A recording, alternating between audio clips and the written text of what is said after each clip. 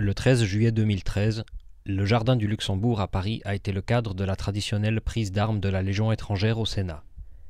Présidé par M. Jean-Pierre Bel, président du Sénat, et placé sous l'autorité du général de corps d'armée Hervé Charpentier, gouverneur militaire de Paris, la cérémonie a été l'occasion de décorer les officiers nouvellement promus dans l'ordre de la Légion d'honneur.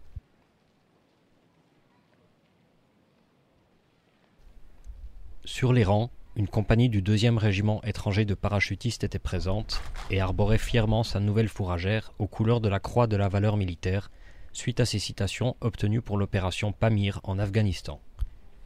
Un escadron du 1er régiment étranger de cavalerie était également présent sur les rangs. Ces 2 régiments ont participé à l'opération Serval au Mali. À l'issue de cette cérémonie, la réception dans les salons du Sénat a permis au général commandant la Légion étrangère de rendre hommage à la noble institution et au président du Sénat de saluer le dévouement des légionnaires à la nation française. Un grand merci, Monsieur le Président, d'accueillir la Légion étrangère dans ce cadre magnifique.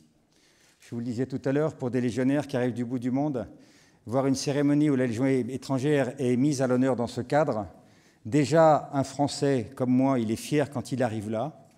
Alors pour un étranger, dans sa tête, c'est quelque chose de merveilleux. Donc merci de contribuer, grâce à votre accueil, à leur parcours, qui est un parcours difficile. On ne choisit pas la Légion ni par hasard, ni involontairement. Le général a ensuite remis les galons de caporal d'honneur de la Légion étrangère au général Bernard Barrera.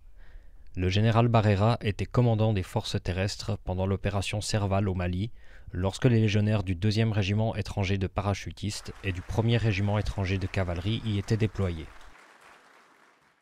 Enfin, moment d'émotion et de fierté pour le caporal Arthur Collin, blessé en Afghanistan en 2010 et qui s'est vu remettre des mains du président du Sénat son décret de naturalisation par le sang versé.